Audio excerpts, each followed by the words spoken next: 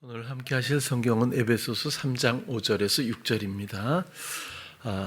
교독하겠습니다. 이제 그의 거룩한 사도들과 선지자들에게 성령으로 나타내신 것 같이 다른 세대에서는 사람의 아들들에게 알게 하지 아니하셨으니 이는 이방인들이 복음으로 말미암아 그리스도 예수 안에서 함께 후사가 되고 함께 지체가 되고 함께 약속에 참여하는 자가 되리라. 아멘. 바울이 이방인들에게 복음을 전하는 어떤 그런 이유, 내용에 대해서 말해주고 있습니다. 이방인들이 복음으로 말미암아 그리스도 예수 안에서 함께 후사가 되고 함께 지체가 되고 함께 약속에 참여하는 자가 됨이라. 굉장히 집약적인 내용인데요. 이걸 한번 우리가 풀어가면서 또 적용하는 측면에서 생각해 보려고 해요. 이방인들이 복음으로 말미암아 그리스도 예수 안에서 복음으로 말미암아, 사실 아직도 복음이라고 하는 것에 대한 의미, 정의, 이해, 이런 것들이 다양하고 또 어느 때 보면 충분치 않다라고 느낄 때가 있는 것 같아요. 다시 말씀드리면 예수님이 나의 죄를 대신해서 십자가에 달려 돌아가심으로 내가 구원을 얻었다는, 세상 죄를 짊어짐으로 그런 기쁜 소식입니다. 이런 정도로 얘기를 해도 전혀 벗어나는 게 아니지만 우리의 삶에서 사실 피부에 와닿을 만큼 실감이 나거나 적용되는 부분에 대해서는 조금 좀 느끼지 못할 때가 있지 않을까, 그런 생각이고, 복음은 생명이고 생명을 다시 말하면 사는 것이고, 복음은 그래서라도 실질적으로 이전의 생명이 아닌 하나님으로부터 예수 그리스도로 말미암아 거듭나게 된 생명, 전혀 다른 삶에 대한 소식이거든요. 그런데 이런 것들이 우리 삶에 적용이 과연 얼마나 되고 얼마나 내가 수용하고 이해하고 그런 삶을 누리고 있는지에 대해서 살펴보지 않는다면 기쁜 소식이 되기도 어렵고, 또 그 기쁜 소식이라고 하는 복음이 과연 나하고 무슨 상관이 어느 정도 있을까라는 의구심을 갖게 될 수도 있다는 말씀을 드리는 거예요. 자, 그래서 복음을 조금 더 이해하기 위해서 우리가 복음, 기쁜 소식을 선포하다, 이런 의미를 그 아담의 갈비뼈에서 설명을 드린 적이 있어요. 갈비뼈를 하나 취해서 하와를 만들었대요. 이것은 뼈 하나를 가지고 어떻게 이걸 활용해서 하나의 인격체인 사람으로, 아담과 동일한 사랑하는 아내를 만들 수 있었을까 하고 하는 물리적이거나 과학적인 의구심 혹은 어떤 그런 내용에 대한 것이 아니라, 그 몸의 뼈, 살을 찢고 뼈를 가지고 하나의 생명, 살을 찢음으로, 뼈를 자름으로 하나의 아름다운 사랑하는 아내가 탄생되었다는 영적인 이해입니다. 그래서라도 그렇게 사랑하는 아내 하와를 탄생시켰다고 하는 것은 우리의 거듭남이에요. 하와는 아무것도 없는 데서 태어난 생명이지만 우리들은 옛사람이라는 게 있었어요. 하나님과 전혀 반대되는 세상과 육신과 물질적인 문제라든지 이렇게 내가 주장하고 이런 삶의 인생이 있었지만, 이런 것들이 회개하고 다시 태어나는 유형으로 예수 그리스도의 옆구리, 살을 찢고 또 갈비뼈가 상하지 않아, 성경에는 없어요. 갈비뼈가 상하지 않아서 저는 생각이 드는 게, 왜냐하면 창으로 아무리 잘 찌른다고 해도 갈비뼈와 갈비뼈 사이에, 뼈와 뼈 사이에 살로만 이렇게 살짝 딱 이랬을까? 로마 병사의 그때 찔렀던 그 창이 발견됐다고 하잖아요. 믿거나 말거나 하겠지만 아무튼 그걸 보니까 굉장히 두툼하고 이게 날이 막 이렇게 돼 있더라고요. 약간 녹슬었는데 어쨌거나 살상무기이잖아요. 창이라고 하는 것은. 근데 무슨 뭐 면도날 같이 그렇지는 않을 것 같아요. 그래서 살을 찢고 뼈를 상하게 하지 않았을까? 뭐 이런 정도로 한번 생각해 보는데 그건 뭐 그렇게 중요한 게 아니니까요. 그것으로부터 거듭남이라고 하는 새롭게 탄생된 예수 그리스도의 사랑하는 아내들이라는 거죠. 그리고 그것을 그대로 놔두지 않고 살로 메꿨다는 바사르라고 하는 단어가 기쁜 소식을 전파하다. 이 형벌의 죽음 가운데서 희생으로 옆구리에서 더군다나 물과 피가 흘렀다고 하는 것도 물은 옛사람의 죽음, 그다음에 피는 그리스도의 사랑의 희생, 뭐 이런 것, 이런 의미 아주 복합적이잖아요. 이런 것들로 말미암아 새롭게 거듭 태어난 예수님의 사랑하는 아내, 이런 과정의 모든 소식들이 바로 복음이라고 생각을 하는 거죠. 그래서 결국에는 복음으로 말미암아 이것은 우리들이 그리스도의 희생과 사랑으로 말미암아 다시 새로운 생명을 얻게 된 것, 이런 과정들로 말미암아 우리가 다시 태어난 것으로 말미암아 그리스도 예수 안에서 이제는 함께 후사가 되고 지체가 약속에 참여한 자가 된다라고 하는 거죠. 그러니까 교회 나오고 학습받고 무슨 세례받고 성경 공부하고 헌신하고 이렇게 해서 후사가 되고 지체가 되고 약속에 참여하는 자가 되는 것이 아니죠. 그건 과정에서 유익하지만 본질적인 내용은 아니라는 뜻이고요. 오직 복음으로 말미암아입니다. 복음이면 기쁜 소식인데 기쁜 소식의 내용은 뭐지? 그리스도의 죽으심에 의한 새로 거듭난 우리들의 사랑하는 그리스도의 생명의 아내들, 그런 거죠. 우리가 거듭 태어남으로 말미암아 이제는 우리도 하나의 지체로서가 아니라 그리스도 예수 안에서라는 얘기가 굉장히 중요하죠. 우리는 예수 그리스도 안에서 말고는 설명될 수가 없습니다. 예를 들어서 내가 예수 그리스도 밖에서 나를 발견하게 된다면 이건 한참 어긋난 거예요. 여러분, 이 세상에 무엇이 가치가, 진정한 가치, 진리의 가치가 무엇이죠? 만약에 사랑하는 아내나 남편을 얻었다고 해도, 그런 감사함이 있고 사랑하는 자녀들을 얻었다고 해도 이 사랑이 영원할까요? 천국에는 남자 여자가 없다는데, 그렇죠? 그럼 애 낳을 일도 없고, 이거는 늘 말씀드리는 어떤 여러 가지 유형의 사랑의 모형일 뿐이지, 그걸 통해서 우리가 아버지를 이해하고 그리스도의 사랑을 이해하고, 그렇죠? 이 세상에서 사랑이라는 걸 전혀 경험해보지 못하고 사랑을 만나서 사랑을 이해할 수 있을까요?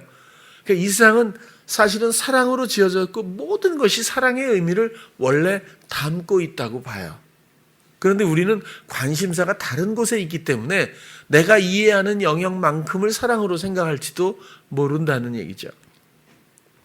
그리스도 예수 안에서, 이 말은 내가 그분 안에 있다고 하는 건 나의 별다른 존재감이 없다는 거고, 결국 나의 삶이 없다는 것이고, 나의 생각, 나의 경영, 나는 없고, 이제 그리스도 예수의 온전한 연합체로서 나를 설명할 때 우리가 그리스도 예수 안에 있다고 말할 수 있지 않겠습니까? 그렇다면 그리스도 예수 안에 있다는 건 뭐죠? 예수님 안에 막 들어갈 수는 없죠, 물리적으로. 그런 얘기가 아니죠. 그리스도의 뜻 안에, 그렇죠? 그분의 사랑 안에, 그분의 빛 가운데, 그분의 다스림 안에, 그분의 생명 안에, 이렇게 이해하면 조금 접근하는 게 아닐까 싶어요. 그렇죠? 그러면 지금 말씀드린 빛, 생명, 사랑, 그분의 뜻, 다스림, 이런 것들 안에 그러면 어떻게 하면 실감나게 난 정말 예수 그리스도 안에 있다는 게 이제 이해가 돼, 이렇게 전개가 될 수 있을까 싶은 거죠. 오늘은 적용점에서 말씀드리고 싶은 거고, 특별히 그리스도 예수 안에서를 제목으로 삼았거든요. 그리스도 예수 안에 있습니까? 라고 물으면 아마 대부분 일단 네라고 대답한 후에 약간의 혼란이 있을 거라고 봐요.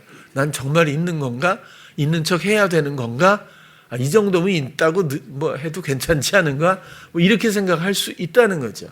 그러면 그리스도 예수 안에 있다는 걸 우리가 어떻게 이해를 해야 되느냐? 한번 그것을 설명해 보고 싶은 거예요.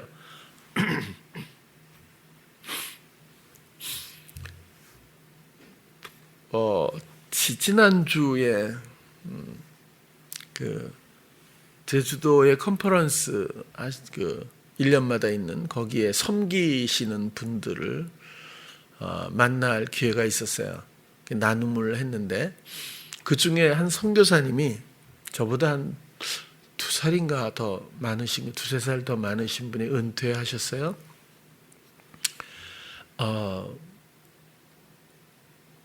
나눔의 차례, 나눔 잘 아시잖아요. 그래서 한 사람씩 딱 해서 이렇게 이제 나눔을 하는데 가운데 앉아서 그분의 나눔이 선교사님 나눔 이제 시간이 됐어요. 그래서 하는데 자기는 정말 열심히 했대요. 의지의 한국인이에요. 내가 봐도 강력하게 선교지에 가서 정말 열심히 했다는 거야. 온 마음과 온 모든 걸 정말 최선을 다해서 자부심이 굉장히 강했던 것 같아요. 그런데 그만 불행하게도 4년 전에 컨퍼런스에 오셔서 제 강의를 듣고 처음에는 저게 무슨 소리야? 내가 그럼 잘못했단 말이에요. 여태까지 이렇게 좀 반발도 좀 일어났던 것 같아요. 마음에 의구심도 있고. 그런데 도전도 많이 받으신 것 같아요. 2번째 해에 왔는데 조금 알겠다고. 그 다음부터 섬김을 하신 거죠. 2번째 해부터. 3번째는 충격을 받고 많이 변해. 4번째 하고 나서 이젠 진짜 알겠다는 거예요. 그러시면서 굉장히 고마워하시고 또 내가 그동안 주님을 위해서 내가 한 모든 것들에 대한 허망함이라든지 그런 부추김이라든지 하는 것에 대해서 그렇다고 해서 쓸데없는 짓을 하셨을까요? 천만 그게 또 속임이에요. 그 가운데서 하나님이 역사하세요. 당연히. 그리고 선하게 쓰신 거예요. 그럼에도 불구하고 본이 이런 옛사람과 새사람에 대한 개념을 우린 교회에서 별로 다루질 않았기 때문에 신학에서는 거의 안 다루고 그러니까 하나님을 위해서 내가 해야 된다는 그런 것 언젠가도 컨퍼런스 때 지난 4월 달인가요? 그때도 어떤 선교사님이 그래요. 우리에게 하나님이 자유의지를 주셨는데 그럼 내가 하지 않아야 된다면 내가 할 수 있는 일이 도대체 뭘까요? 이렇게 물은 적이 있었거든요. 그런 것처럼 우리가 지금 갖고 있는 여러 가지 신앙적인 기준이나 이해가 사실은 좀 정돈될 필요가 많다라고 생각이 들 때가 있었어요. 저도 잘못 알거나 잘못 이해하고 있는 부분들도 많이 발견을 해왔거든요. 근데 그분이 그래요. 정말 몰랐었는데 자기가 기도를 하는 도중에 예수님을 만났대. 드디어. 자기는 정말 분노도 많고 어려서부터 너무 열악한 환경, 저보다 한 3살 정도 돼서 이렇게 많으면 6.25 때잖아요. 그러니까 얼마나 힘들었겠어요. 정말 그 부모님도 일찍 돌아가시고 막 너무너무 힘들게 사는 그런 인생 가운데서 의지가 굉장히 강력해진 거겠죠. 그런데 예수님을 딱 만났대. 근데 예수님이 자기를 안아주더라는 거예요. 딱 안아주는데 그때 알았대요. 그냥 그때 느낌은 그냥 딱 안아주시는데 이게 사랑이구나. 뭐 설명할 필요가 없이 그냥 사랑이라는 걸 알겠다는 거예요. 모든 게 사랑이라는 걸, 이게 빛이라는 걸 알겠대요. 이게 생명이라는 걸 알겠다는 거예요. 펑펑 그 자리에서도 막 울어요. 막 울더라고요. 나이 드셔가지고 막 많이 기다려줬어요. 그래서 이렇게 얘기하느라고 막 울어요. 그렇게 막 울어요. 딴 사람들도 막 울고 막 그래. 자기 진짜 몰랐다는 건데 딱 안기는데 그래서 그러시더라고요. 한마디 했대요. 예수님, 나 정말 오래 기다려줘서 너무 고맙다고. 자기도 막 울면서 얘기해요. 그래서 제가 좀 분위기를 바꾸기 위해서 선교사님, 사랑 앞에는 특히 사랑이신 하나님 앞에 오래란 단어는 없어요. 그렇지 않을까요? 제가 그랬어요.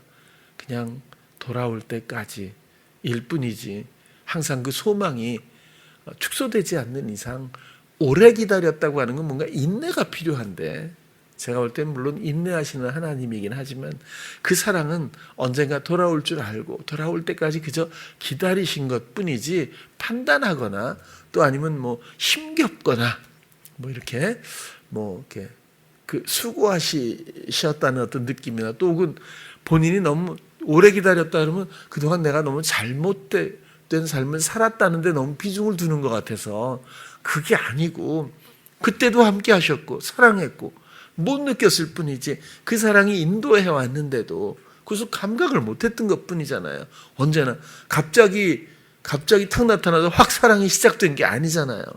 뭐 우리 모습과 상관없이 태초부터 사랑이신 하나님이신데, 그래서 오래란 단어는 오해의 소지가 있으니까 그럼 빼고 그냥 사랑하시면 되지 않을까요? 막 울다가 뭐 이렇게 듣기도 하고 막 그러셨어요.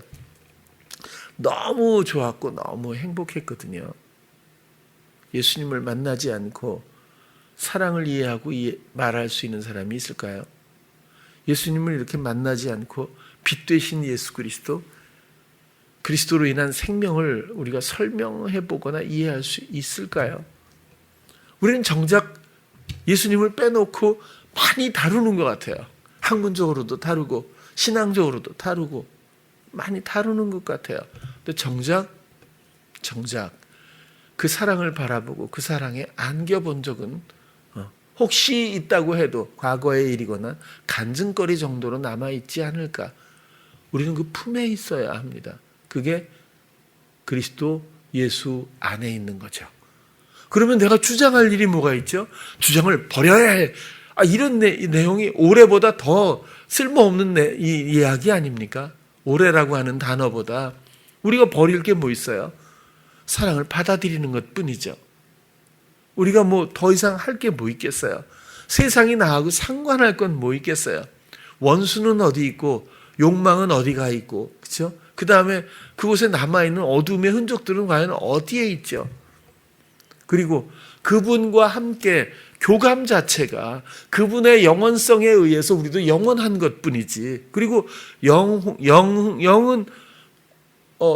영원하다잖아요. 소멸될 수가 없는 것을 우리도 알고 있잖아요. 이 영이 그리스도의 품에 안겨서 그리스도 예수 안에 있는가, 이분이 생명이니까, 혹은 분리되어서 그렇죠, 멸망할 사단에게 종로로 타고 묶여 있는가 일 뿐이죠. 여기서부터 건져내기 위해서 하나님은 사랑으로 많은 일들을 그리스도를 통해서 해주신 거죠. 이제는 모든 것이 예수 그리스도 안에서 설명되어야 합니다. 모든 것이 예수 그리스도 안에서 이해되어야 하고, 모든 것이 예수 그리스도 안에 소유되어 있습니다. 우리도 그의 소유가 되어야 하겠죠. 사랑이나 빛이나 다스림이나 또 그분의 뜻이라든지 생명이라는 것을 단어 자체로 이해하고 설명하려고 할 필요가 없다는 얘기를 드리고 싶은 거예요. 사랑이 뭐죠? 누가 설명할 수 있겠어요? 생명은 뭐죠? 누가 이걸 어떻게 풀어서 설명을 해주겠느냐고요. 그렇다고 이해가 되겠어요? 들은 대로 또 말하면서 알고 있다 생각하지 않을까요? 사랑은 존재라고 봐야 합니다. 생명도 존재라고 봐요. 예수 그리스도, 그분과 함께 있을 때 이미 알고 있는 것처럼, 혹은 알 필요도 없이 이미 우리에게 감각되어지는 진리들이 있지 않습니까? 충분히 우리는 알고 충분히 이해하고 충분히 기뻐할 수 있는 예수 그리스도, 그분께 안길 때, 그분과 함께 할 때, 이제는 그분이 떠나지 않겠다고 하는데 쳐다보지도 않는 건 우리의 영혼이죠. 멍에를 맨다고 하는 것이 주님과 함께 주님이 하시는 대로 같이 가야지, 그죠? 자전거 뒤에 타서도 두려우면 막 커브 도는데 넘어질 것 같으니까 막 몸부림치다니 반대로 하면은 굉장히 어렵잖아요. 멍에를 맨다고 하는 것은, 멍에를 매면 멍에 매는 짐승들도 마찬가지일 거예요. 새끼는 따라가거든요. 배우거든요. 예수님이 이쪽에 지고 멍에를 지었어요. 누군가 한 사람 붙이면 따라갈까요? 제가 볼 땐 서 있든지 뒤로 가든지 옆으로 가든지 이거 굉장히 힘들 것 같아요. 제가 볼 땐. 따라가는 것만 해도, 이 함께하는 것만 해도 모든 것들을 이곳에서 의미를 찾을 수 있다고 보거든요. 예수님 없이 내가 어떻게 설명이 되는 거죠? 나의 인생은 뭐죠? 왔다가 언젠간 나이 먹고 또 병들어서 또 노쇠하고, 그죠? 이거 영혼이 어딘가 돌아가는 것 뿐이잖아요. 가보지 않아서 어떻게 생겼다고는 저는 말씀드릴 수 없지만 별로 궁금하지도 않아요. 왜? 하나님의 사랑 안에 있고 그분을 믿고 또 그분이 하시는 일일 뿐이니까. 그러나 중요한 것은 이 땅에서의 우리의 본분은 지금 이방인들이 복음으로 말미암아 그리스도 예수 안에서입니다. 단순한 구원이 아니고 후사지체 약속에 참여하는 자가 되게 하기 위한 거라는 거죠. 이게 복음이고 복음으로 말미암은 것이고 또 그리스도 예수 안에서입니다. 예수 밖에서는 아예 이야기를 할 이유가 없을 정도죠.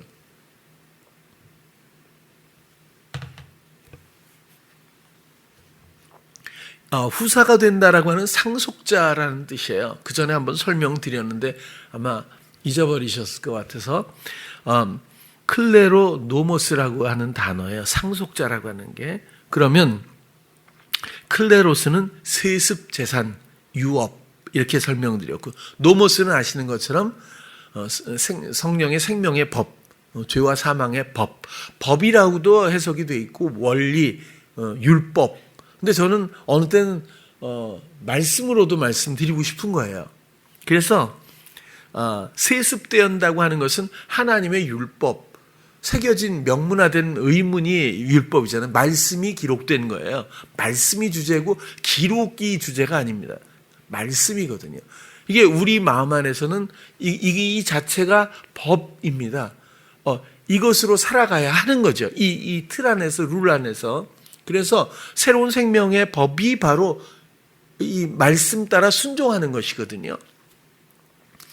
그래서 후사, 상속자라는 뜻은 세습, 재산, 이런 말씀의 혹은 율법, 법, 원리 이런 것들을 우리가 유업으로 받게 된다. 말씀의 능력, 말씀의 모든 그런 원리들을 우리가 상속받게 되는데, 사실은 어찌 보면 하늘의 모든 능력이라고도 말할 수 있겠죠. 또 내용적으로는 에베소서 3장 10절에서 11절을 설명드린 적이 있는데요. 제가 좀 조심스럽기는 해요. 그렇지만 나름의 이해를 말씀드리면 이제 교회로 말미암아, 교회 에클레시아라고 해서 우리가 몸된 교회입니다. 우리가 교회는 우린 자꾸 이렇게 건물을 생각하는데 옛날에 이런 건물은 없었어요. 회당은 있었죠, 예수님 당시에. 그런데 이때 바울 때는 교회를 세워나가긴 했어요. 근데 건물을 말하는 게 아니라 로부터 부르심을 받다가 이 에클레시아라는 뜻이잖아요. 세상으로부터 부르심을 받은 건 이런 건물이 아니라 당연히 우리의 영혼이기 때문에 우리 몸된 교회, 우리들 거듭나서 그리스도 성도가 된 몸된 교회가 된 그들로 말미암아 이렇게 하는 게 어떨까 싶어요. 하늘에서 정사와 권세들에게 하나님의 각종 지혜를 알게 하려 하심이니, 저는 이게 정사와 권세들에게 이렇게 해서 자꾸 의인화되는 게 조금 좀 그렇거든요. 그래서 제 나름대로는 하늘에 있는 정사라는 말도 여기서는 정사로 나오지만 통치자라고 다른 번역은 돼 있고요. 통치자라고 하는 이 정사라고 하는 단어는 아르케예요. 태초에 하나님이 이렇게 했어요. 태초, 그게 아르케, 시작이라는 뜻이거든요. 세상의 시작, 정사라는 아르케라는 단어라서 이것은 시작이라는 뜻도 있지만 권세, 주권, 원리, 통치라는 뜻도 있다고 했잖아요. 또 권세, 이 말은 권세라고 엑수시아죠. 이것은 능력이거든요. 능력, 권위 뭐 이런 뜻인데 그런 것들을 하늘에 있는 이런 원리, 영향력, 능력, 권세 이런 것들과 하나님의 각종 지혜를 교회, 성도된 우리들로부터 알게 하기 위함이다. 이런 거 나타나니까 이게 세습재산이기 때문에 그런 거예요. 자, 곧 영원부터 우리 주 예수 그리스도 안에서 예수 그리스도 안에서 너무 중요하고요. 예정하신 뜻대 프로데시스 이건 뭐예요? 하나님 앞에 전시된 진혈병, 진설병이죠. 예정은 하나님 앞에 드려지는 진설병이고 뜻이라고 하는 건 포이에요. 창조하다, 만들다 그런 뜻이잖아요. 곧 영원부터 우리 주 예수 그리스도 안에서 결국 이런 하늘의 이런 것들을 알게 하고 성도들에게 이런 것들이 주어지는 이런 모든 것들은 하나님 앞에 놓여져 진설병이죠. 이야기하는 관계를 만들기 위함이다. 결국 이렇게 설명을 드린 적이 있었어요. 굉장히 놀라운 하늘의 비밀이고 또 하나님의 소망, 아주 핵심적인 내용들을 설명해 주었다고 저는 생각을 하는 거예요. 그냥 우리가 살면서 하던 사업이 잘 되고 건강하고 또 장수하고 부유하고 형통하고 가족들이 자손이 이런 문제가 육적인 문제가 전혀 아니잖아요. 전부가 교회로 말미암아요. 이런 세상 가치에서부터 부르심을 받은 성도들로 말미암아 이런 하늘의 놀라운 능력과 권세와 영향력, 원리 이런 것들을 세상이 좀 알게 오히려 그렇게 통로로서 그런 뜻으로 보고요. 또 이렇게 요한복음 1장 51절 보면요. 또 가라사대 진실로 너희에게 이르노니 하늘이 열리고 하나님의 사자들이 인자 위에 오르락내리락 하는 것을 보리라 하시니라.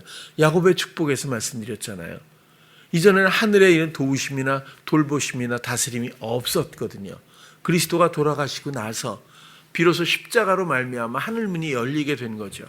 그래서 그 십자가 위에서 오르락내리락 하고 있는 거고 야곱의 축복도 사닥다리가 하늘에 닿아서 하나님의 사자들이 오르고 내리고만 하는 게 아니라고 했죠. 이것은 땅에 대한 하늘의 것이 땅에 주어지는 여러 가지 공급과 도우심과 형통과 다스림의 그런 하늘의 원리들이 땅에 주어지는 그런 섬김의 모습이라고도 저는 이해를 하고 말씀드렸어요. 이런 것들이 결국 오늘 후사가 된다. 이렇게 이해를 하고 있는 거고요. 또 네 번째는 오늘 본문을 보면요. 함께 후사가 되고 또 함께 지체가 된다. 지체는 뭐죠? 팔다리. 이건 뭐죠? 몸된 교회가 되고 복음으로 말미암아 그리스도 예수 안에서 함께 그러니까 예수 그리스도 품에 안겼다는 그 장면에서 우리가 자꾸 이해를 한번 도모를 해보면 그 선교사님처럼 품에 딱 안겼을 때 너무 행복하고 너무 모든 걸 알고 있는 그 상태에서 하늘의 사랑과 하늘의 생명과 하늘의 의지와 소망과 빛됨과 하늘의 모든 이런 원리들을 이미 알고 있는 것처럼 그죠? 세습재산 유업처럼 주어졌다고 하는 것을 느끼지 않았을까 싶어요. 근데 요거는 원리고 요거는 권세고 이럴 필요가 없지 않겠냐는 거예요. 그다음 그 안에서 함께 당연히 지체가 되지 않겠어요? 이제는 내 주장이 얼마나 덧없는지도 구태여 분석할 필요도 없잖아요. 정말 놀라운 우리 주 예수 그리스도만이 나의 주인이라고 하는 것을 구태여 우리가 재론할 필요도 없잖아요. 온전한 몸된 교회가 그리스도 예수 안에서 설명되어진다는 거죠.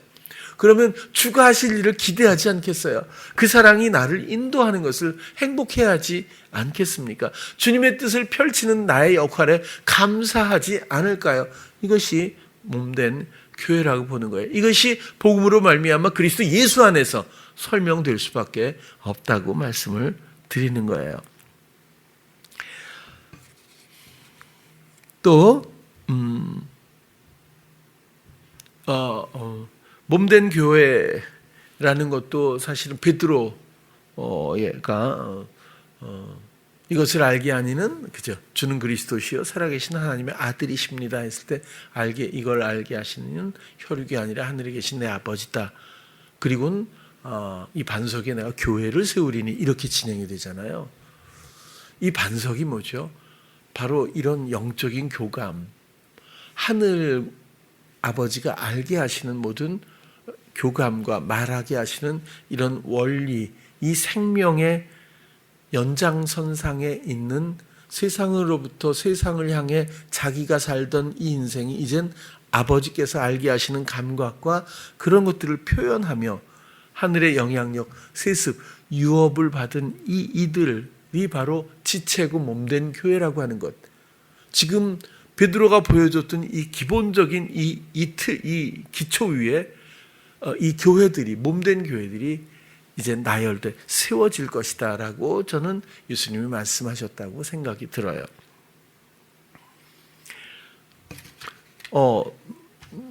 다섯 번째로는 함께 약속에 참여하는 자가 됩니다. 무슨 약속일까? 그렇죠? 제가 볼 때는 단순하게 일단 생각하면 구원의 약속입니다. 그리고 이 구체적인 내용으로는 생명의 약속이라고 말할 수 있겠죠. 구원은 당연히 우리의 옛사람으로부터 우리를 건져내 주시는 거예요. 우리가 아무리 스스로 옛사람으로 살고 싶지 않다고 생각을 한다고 해서 우리 자력으로 벗어날 방법은 없습니다. 우리의 선택은 오직 그리스도가 되어야 하고 그리스도 품에 안길 때에 비로소 우리의 옛사람의 허망했던 생명처럼 보이지만 사실은 사망에 거했던 이런 모든 환경으로부터 벗어날 수 있겠죠. 예수님은 충분하게 넉넉하게 친절하게 우리를 그곳에서 안아주심으로 우리의 영혼을 건져주십니다. 또 생명이라고 하는 것은 그 이후에 주님의 통치 아래 하늘의 기업을 공급받고 내 안에서 주님이 사시는 그 생명의 약속입니다. 이 생명은 우리가 어떻게 해볼 수 있는 생명이 아니라 오직 예수 그리스도께 부여된 하나님의 영원한 생명, 약속의 생명, 그 생명이 우리가 가지가 됨으로써, 지체가 됨으로써 본체에 연결된 어떤 그 생명에 연결된 공유, 그런 형태로서 우리가 생명을 부여받게 된다고 말씀을 자주 드렸어요. 여러분, 십자가에서 예수님이 돌아가실 때에 지난주에 말씀드렸나요? 예수님이 그 영혼이 돌아가시자마자 무덤이 열려버리고 죽었던 사람들이 살아났어요. 그죠? 그런 말씀 드리지 않았어요? 예수님이 죽으셨는데 우리가 산 거예요. 이게 십자가거든요. 예수님이 죽으신 그 공로로 인해서 우리가 산다는 거예요. 그래서 예수님이 죽으신 이유는 우리를 살리시려고죠. 예수 믿다가 교회 다니다 천국 갈게 이게 아니라 예수님의 죽으심에 힘입어 이제 사망 권세가 우리의 영혼을 어쩌지 못하는 온전한 건지심이 있습니다. 또 마가복음 1장 10절 한번 볼게요. 마가복음 1장 10절. 곧 물에서 올라오실새 하늘이 갈라짐과 성령이 비둘기같이 자기에게 내려오심을 보시더니, 여기서도 하늘이 갈라졌다 이 말이요. 이 말이 찢어졌다는 얘기거든요. 그리스도의 몸을 찢었다고 하는 것이 같은 단어예요. 그러니까 하나님이 하늘을 찢은 거죠.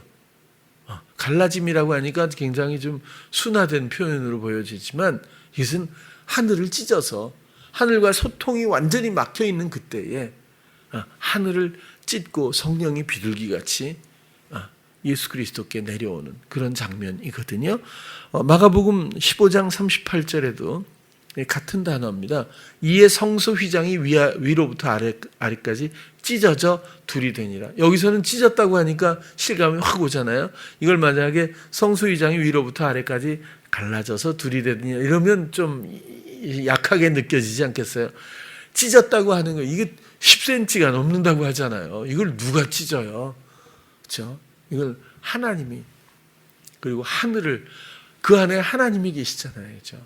하늘을 찢었다고 하는 것이 진짜 무슨 창공이 뭐 갈라지고 이런 얘기가 아니라, 이것은 물리적인 게 아니잖아요. 하늘이라고 하는, 하늘, 땅의 육신, 한시적, 사단이 다스리는, 그 다음에 이런 의미를 가진 세상과 하나님의 나라의 어떤 단절이 그냥 하나님의 사랑의 의지로 찢어서 소통케 하는 그런 의미를 우리가 좀 더 이해할 수 있을 것 같아요.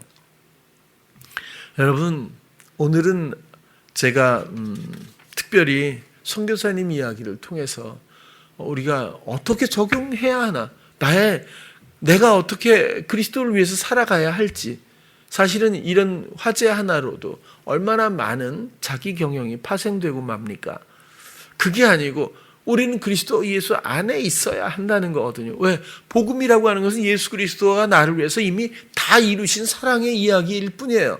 그래서 소식이라고 전하는 거거든요. 그리고 이젠 그리스도 예수 안에 있다는 것이 과연 무엇일까라고 본다면 그분 품에 있어야죠. 그렇죠? 그분 품에 안겨서 그때 느껴지는 하늘의 모든 것들을, 하늘을 찢으셔서 이렇게 돌아온 몸된 교회된 성도들에게 공급해 주시는, 공유케 해 주시는 이런 그런 오늘 본문에서도 이야기했던 대로 우리가 그런 후사가 되고 또 지체가 되고 또 약속에 참여한 자가 되는 아주 진정성 있는 이런 적용, 이런 것들을 한번 생각해 보려고 했어요. 여러분, 육으로 시작해서 육으로 끝나지 않기를 정말 바랍니다. 세상에 무엇을 기대할 게 있겠어요? 누가 좀 괜찮은 사람이 어디 있어요? 세상에.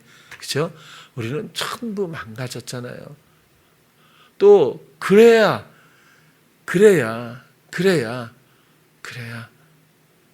우리가 가난해질 수 있고 비로소 출구를 발견할 수 있거든요. 그 출구라고 하는 그리스도의 품을 우리가 발견하지 못하면 정말 불행한 사람입니다. 그렇게 육으로 끝나고 또 육으로 시작해서 끝나지 않길 바라고, 또 세상의 요구에 이끌리다가 하나님의 이 나라를 포기당하지 않기를 바라고요. 사단의 품인지도 모르고 사단이 요구하는 모든 종노릇에 이미 익숙해져 버린 대로 자기 영혼을 방치하지 않기를 원하고요. 자유하고 사랑이신, 자유케 하시는 우리 주 예수 그리스도의 품에서 모든 것들을 온전히 함께 멍에를 메고 세상의 시간들을 걸었으면 좋겠다는 거죠. 그러면 구태여 무엇을 이해하지 않아도, 무엇을 알지 않아도, 무엇을 하지 않아도 그분이 우리를 인도하셔서 알게 하시고 하게 하시지 않습니까? 이젠 내가 할 수 있는 일이 뭐 있죠? 그리스도의 품에 있는 것, 그리스도와 함께 있는 것, 그것뿐이라고 생각을 해요. 본질적인 말씀을 드리는 거죠. 오늘 본문 내용 그대로 오직 복음으로 말미암아 그리스도 예수 안에서, 그 품에서 후사가 되고 지체가 되고 약속에 참여하는 진정한 사랑하는 우리 찬양교회 성도님들 모두 되시기를 축원합니다. 기도하겠습니다. 사랑의 주님, 오늘은 그리스도 예수 안에서라는 제목을 가지고 우리가 함께 나누었습니다. 우리가 그리스도 예수 안에 있기를 그토록 소망하지만 사실 우리의 영혼이 그분의 온전히 품에 안겼는지, 또 그분이 날 위해서 발하시는 빛과 또 모든 생명과 사랑의 일들이 우리의 영혼의 기쁨이 되어 있는지, 이 모든 것들을 적용적인 측면에서 함께 나누었습니다. 주님, 우리를 건지시고 구원하신 우리 주 예수 그리스도 안에 있기만을 원합니다. 우리를 위해서 이렇게 복된 소식을 전해주심을 감사하고 오직 앞으로의 모든 길을 영적인 길로, 주님의 길로 인도받기만을 소망합니다. 사랑하는 모든 성도님들, 그렇게 주와 함께 예수 그리스도 안에서 함께 걸을 수 있는 그런 축복이 임하기를 원합니다. 예수님 이름으로 기도드렸습니다. 아멘.